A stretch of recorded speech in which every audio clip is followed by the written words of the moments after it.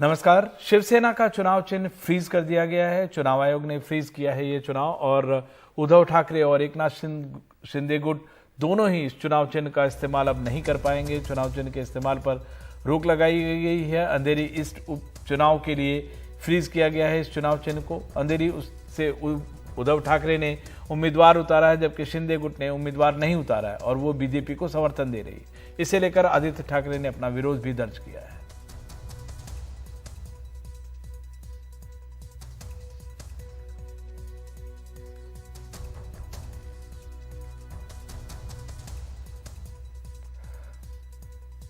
और आदित्य ठाकरे ने चुनाव चिन्ह पर चुनाव आयोग से पाबंदी लगाए जाने को लेकर ट्वीट किया है। उन्होंने लिखा है, खोखेवाला ने आज शर्मनाक काम किया और शिवसेना के नाम और सिंबल को फ्रीज करवा दिया। ये बर्दाश्त नहीं किया जाएगा। उन्होंने आगे भी ट्वीट किया है, हम लड़ेंगे, जीतेंगे और सच हमारे साथ है, सत्यमेव जयते।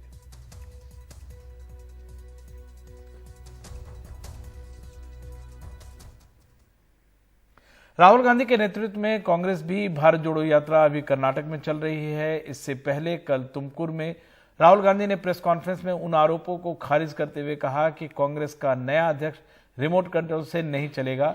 वहीं राजस्थान में गौतम अडानी के निवेश करने के ऐलान पर उन्होंने अशोक गहलोत का बचाव भी किया।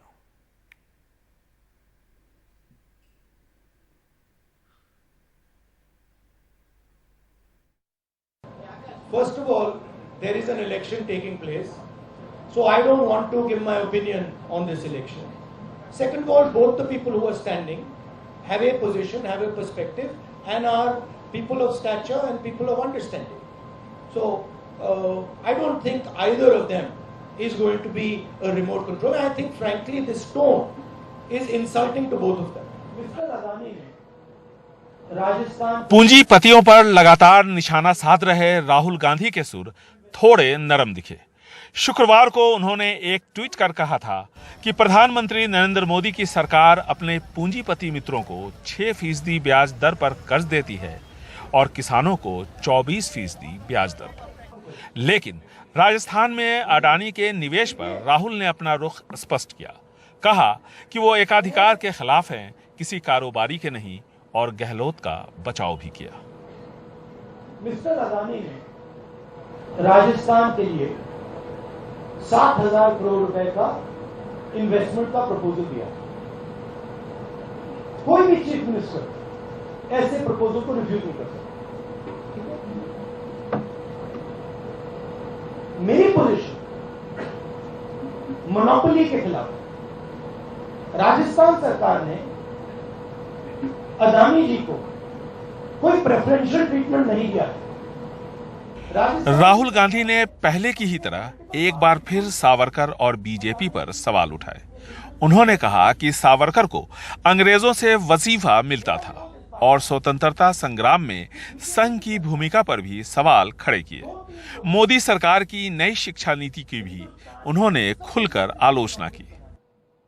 We are opposing the new education policy because it is an attack on the ethos of our country.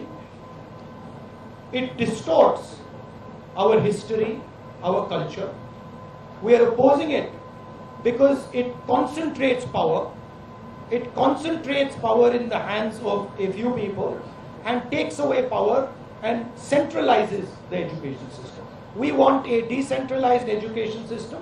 We want an education system that reflects our history and our tradition and our languages. Bharat जोड़ो यात्रा के दौरान राहुल गांधी की कई दिलचस्प तस्वीरें सामने आई हैं। कहीं वो गौरी लंकेश के परिवार के साथ दिखे, तो कहीं यात्रा के दौरान किसी ने उनकी आरती उतारी। लेकिन साथ में सवाल भी उठे कि गांधी परिवार से बाहर पार्टी अध्यक्ष जिसे चुना जाएगा, क्या वो खुलकर काम कर पाएगा? First of all, there is an election taking place, so I don't want to give my opinion on this election. Second of all, both the people who are standing have a position, have a perspective, and are people of stature and people of understanding. So I don't think either of them is going to be a remote control. I think, frankly, this tone is insulting to both of them. Rahul Gandhi अपनी press conference में काफी confident नजर आए। अडानी समूह के राजस्थान में निवेश से लेकर सावरकर पर पूछे गए तमाम सवालों का उन्होंने जवाब दिया। यात्रा अब नई मंजिल की तरफ निकल चुकी है। ध्रुव केरे, तुमकुर से कैमरामैन गोविंद मूर्ति के साथ निहाल किदवई, एनडीटीवी इंडिया। गुजरात के वडोदरा में अरविंद केजरीवाल ने रोड शो किया। इस दौरान उनका जय श्री राम के नारे लगाना चर्चाओं में है। केजरीवाल ने कहा कि बीजेपी के लोग मुझसे नफरत के चक्कर में भगवान का अपमान कर रहे हैं। उन्होंने कहा कि सारी आसुरी शक्तियां एक हो गई हैं। मैं एक बेहद धार्मिक शख्स हूं। इस बीच गुजरात के गांधीनगर, राजकोट, वडोदरा में दिल्ली के मुख्यमंत्री अरविंद केजरीवाल के खिलाफ पोस्टर लगाए गए, जिसमें केजरीवाल को मुस्लिम टोपी पहने दिखाया गया। केजरीवाल के विरोध में लगाए गए पोस्टर को लेकर बीजेपी और आप कार्यकर्ताओं के बीच झड़प भी हुई।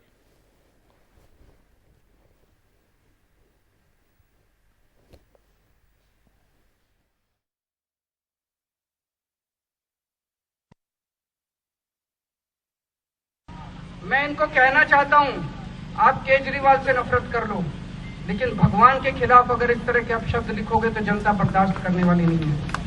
जय श्री राम, जय श्री राम, जय श्री कृष्ण, जय श्री कृष्ण। मैं एक धार्मिक आदमी हूं, हनुमान जी का कट्टर भक्त हूं। ये जितनी असुरी शक्तियां हैं, राक्षसी शक्तियां हैं, वो सारी इकट्ठी हो गई हैं मेरे खिलाफ।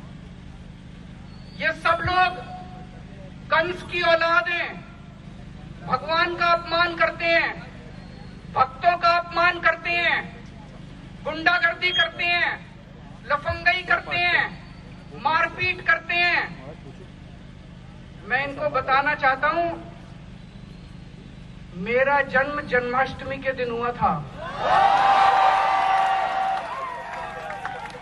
जिस दिन मेरा जन्म हुआ था उस दिन जन्माष्टमी थी, श्री कृष्ण जन्माष्टमी। और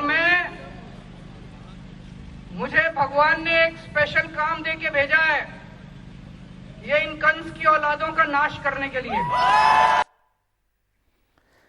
यूपी के बाराबंकी में एक किसान ने खुदकुशी कर ली है। परिवार का कहना है कि बारिश में अपनी फसल की बर्बादी को देखकर वो बुरी तरह निराश हो गया था। परिवार के मुताबिक उस पर बहुत ज्यादा कर्ज भी था, इसी वजह से उसने आत्महत्या कर ली।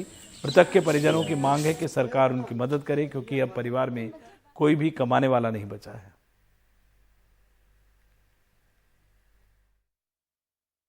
मेरे पति थे, फिर खेत को गए, उसने देखी सारी फसल पानी में डूब गई।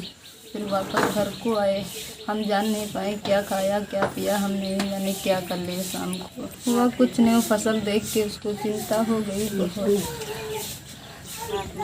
अपने हाथ में हत्या कर ली। हमने जान नहीं पाए कितने शाम को कर लिए काम, खेत को आए लौट के। तो शाम को मेरा भाई घर पे था, उसके बाद खेत देखने गया, और उसमें फसल पूरी डूबी हुई थी। पानी से 2-3 दिन से बारिश हो रही थी। उसके बाद वहाँ से आया, फिर जो है अंदर लेट गए। उसके बाद क्या हुआ क्या किया, परेशान थे बहुत, काफ़ी परेशान रहते थे। जो है सब लोन भी लिए थे, कर्ज भी बहुत था उसके ऊपर। और यही सब सोच के टेंशन था उसके कि हम भारत पोषण कैसे करेंगे, कैसे कर्जा देंगे। जो है आत्महत्या कर ले, फांसी। उत्तर प्रदेश के बुलंदशहर में रेलवे की flagship train Vande Bharat express में खराबी आ गई। दिल्ली से वाराणसी जा रही वंदे भारत एक्सप्रेस के इमरजेंसी ब्रेक जाम हो गए, जिसके बाद ट्रेन को रोकना पड़ा और सपोर्टिंग इंजन के जरिए खुर्जा जंक्शन तक पहुंचाया गया। इसके बाद यात्रियों को शताब्दी एक्सप्रेस से वाराणसी के लिए रवाना किया गया। इस पूरे घटनाक्रम के चलते ट्रेन 3 से 4 घंटे लेट हो गई। इससे पहले 2 दिन पहले मवेशी टकराने से वंदे भारत ट्रेन के अगले हिस्से को नुकसान पहुंचा था, जिसकी तस्वीरें वायरल हो गई थी।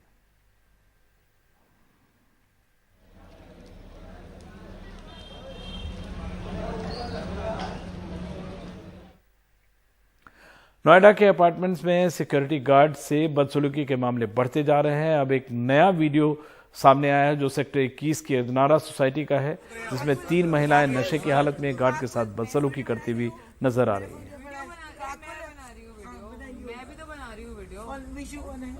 पैसे देता है ना तेरे को। हाँ पैसे देता है। दिल्ली एनसीआर में रुक रुक कर पिछले कई घंटों तक बारिश होती रही। जबरदस्त बारिश से कई इलाकों में पानी भर गया, कई इलाकों में ट्रैफिक जाम लग रहा है। मौसम विभाग के मुताबिक आज भी रुक रुक कर बारिश होती रहेगी। हालांकि मौसम विभाग ने तेज बारिश का अलर्ट नहीं जारी किया है।